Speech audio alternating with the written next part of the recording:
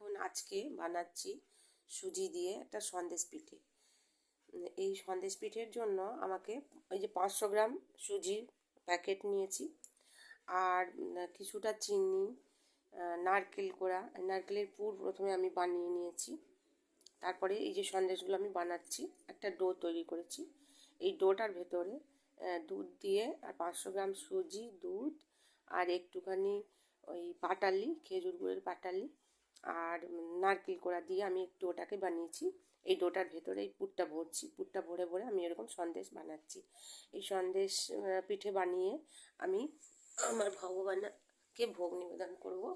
এই যে ভগবান আছেন, আমার ভগবান, এই যে ভগবান আছেন, এই ভগবানকে আমি ভোগ নিবেদন করব। এবার ওই পিঠেগুলো আমি এই দুধের মধ্যে দিয়ে দেবো। এই দুধটা আমার এখন জাল হবে, জাল হয়নি, কিছুটা জাল হয়েছে, এই জালে বসিয়েছি। এরপরে আমি ওই পিঠেগুলো এই দুধের মধ্যে দিয়ে দেবো। দুধ ফুটছে, দুধের মধ্যে এখন আমি এই পিঠেগুলো দিয়ে দিচ্ছি।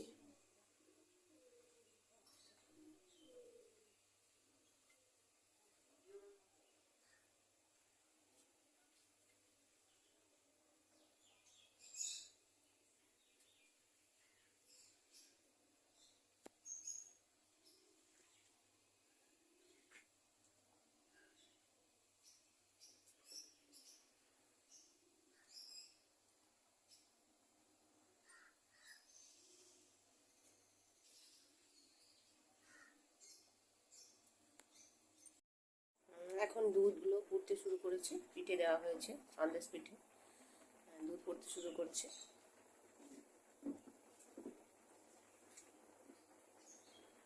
এরপরে আমি কিছুটা করে গুড় এর মধ্যে দিয়ে দিচ্ছি, খেজুর গুড় আর এলাচ।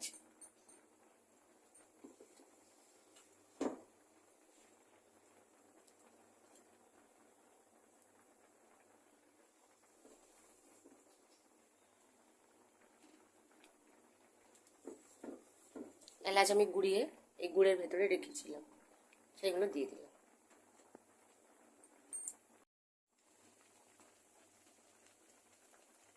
লাস্ট হয়ে এসছে পিঠে।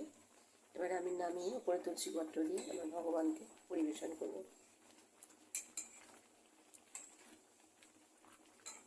দেখুন পিঠে হয়ে গেছে।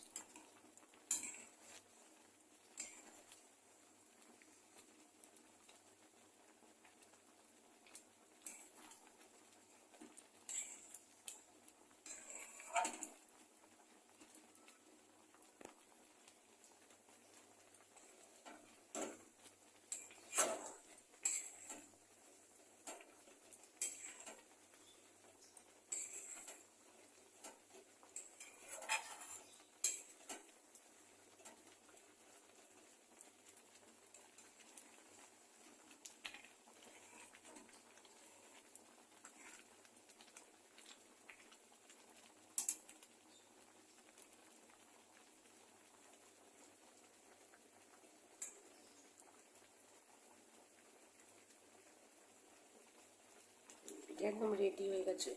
এবার আমি গ্যাস বন্ধ করে দিচ্ছি।